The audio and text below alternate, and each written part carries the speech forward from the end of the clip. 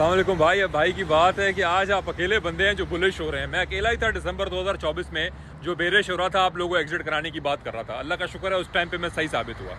Sorry थोड़ा अंधेरा है। अब इस वक्त मार्केट क्या है भाई? इस वक्त मार्केट जो है वो मॉनेटरी सप्लाई इंक्रीज होने के जोन में है।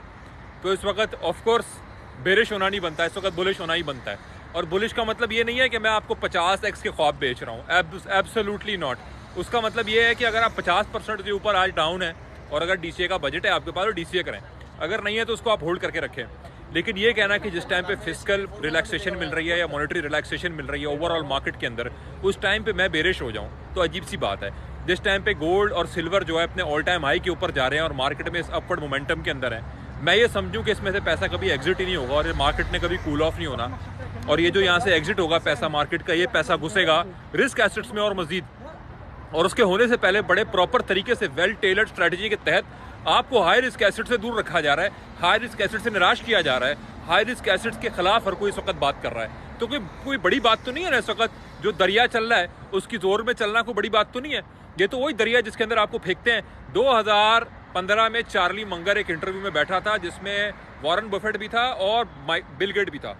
बिल गेट ने उठ के कुर्सी छोड़ी थी चार्ली मंगर के लिए, फिर वो आया था और बैठा था और वो दुनिया का बहुत बड़ा इन्वेस्टर है।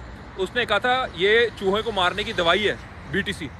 तो इस वक्त ऐसी कौन सी चीज़ है जिसके बारे में ये उल्टी सीधी बात करते हैं, जिससे आपको दूर रखा जाता है या अनकरीब दूर रखा गया उल्टी सीधी बातें करके। जो ये बिग मनी वाले लोग उल्टी सीधी बातें जिस चीज़ के बारे में करते हैं ना, उस चीज़ की तरफ ही जाना होता है। और मैं उसी की चीज़ की तरफ आपको लगा रहा हूँ और आपको मैं मिसाल देके लगा रहा हूँ। ये एक हिस्टोरिक रेफरेंस है। इवन रिसेंट पास्ट में भी इन्होंने बड़ी नेगेटिव बातें की हैं इस चीज़ के बारे में। आप उठा के देख रहे हैं गोल्ड के बारे में इनका क्या ओपिनियन था 2024 के अंदर, 2023 के अंदर कितना नेगेटिव था। क्या हुआ फिर? इस साल क्या हुआ? पिछले साल क्या हुआ? 2026 अभी गोल्ड ने ऑल टाइम हाई बनाया हुआ है। सिल्वर के बारे में इनका क्या ओपिनियन था? ऑल टाइम हाई बनाया हुआ है। स्टॉक के बारे में इनका क्या ओपिनियन 2023 में? ऑल टाइम हाई बनाया हुआ है। आज इनका क्या ओपिनियन है ऑल्ट के बारे में? तो आप समझें, कड़ी से कड़ी को जोड़ें, लॉजिक्स यूज करें, लॉजिक को लॉजिक से जोड़ के आप देखें क्या कंक्लूजन क्या बनता है, मार्केट किस तरफ जा सकती है। Plus at the end of the day ये सारी बातें अपनी तरफ है। एक तरफ बात यह है कि मॉनेटरी रिलैक्सेशन के जोन में है मार्केट। फेड चेयर पावेल के ऊपर वैसे ही डिपार्टमेंट जस्टिस लग गया है, क्योंकि वो जो नई बिल्डिंग की कंस्ट्रक्शन जो हो रही है जिसके अंदर ट्रंप ने भी उसको बोला था कि तुमने बहुत ज़्यादा पैसे डाले हैं, जितने बनते हैं उससे ज़्यादा पैसे डाले हैं, उस चीज़ को मद्देनजर रखते हुए उसके पीछे भी लग गए हैं। तो ये जो नया चेयर आने वाला है उसके लिए मिसाल कायम हो रही है कि भाई तुमने हमारे मातहत चलना है। अगर हमारे मातहत नहीं चलोगे हम डीओजी के तुम्हारे पीछे लगा देंगे। पावेल को पकड़ना इतना आसान नहीं होगा। वो एक इंडिपेंडेंट इदारे का बहुत बड़ा हेड है जो बड़े सालों से है, गवर्नमेंट आती जाती रहती है, वो बैठा हुआ है। वो पिछले ट्रंप ने लगाया था पावेल को और आज ट्रंप भी पावेल में बढ़ा हुआ है। तो इस चीज़ को समझने की कोशिश करें। ये फ़ज़ा क्लियर की जा रही है। रेगुलेटरी फ्रेमवर्क के तहत इस वक्त बहुत सारी चीज़ें मेजर डेवलपमेंट होने वाली हैं। आपकी मर्जी है कि आपने किस तरफ बैठना है।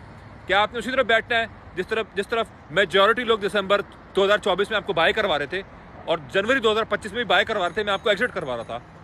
अल्लाह का शुक्र अल्हम्दुलिल्लाह, पूरी कम्युनिटी को अपनी एग्जिट करवाया था। अल्लाह का शुक्र अल्हम्दुलिल्लाह, हिस्ट्री का हिस्सा है। 2022-23 के अंदर जब बीटीसी 16 पे था, लोग बाय नहीं करवा रहे थे, तो उस वक्त भी मैं बाय करवा रहा था। अल्लाह का शुक्र अल्हम्दुलिल्लाह, ये हिस्ट्री का हिस्सा है।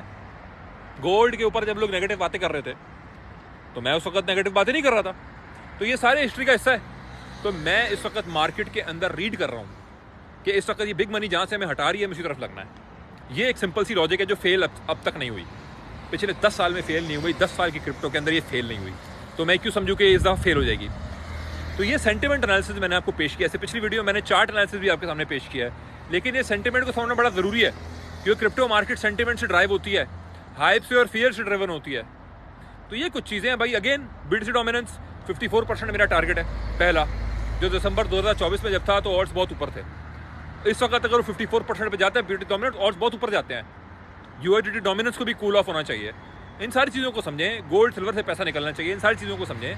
ओवरऑल पैसा छप रहा है, टैक्स ब्रेक लोगों को मिलने वाला है जो पावेल ने अनाउंस किया हुआ है, QE स्टार्ट हुई भी है, क्वांटिटेटिव ईजिंग स्टार्ट हुई भी है।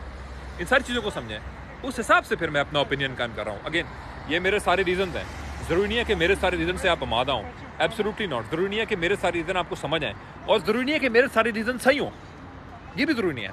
मैं नहीं कहता कि मेरे सारे रीज़न सही है मैं ठीक हूँ, नो। मैं एक रेफरेंस पॉइंट हूँ, एक गाइडेंस पॉइंट हूँ। आपको समझ आए, लें नहीं तो ना लें, कोई ऐसा मसला नहीं। करें वो जो आपको बेहतर लगे।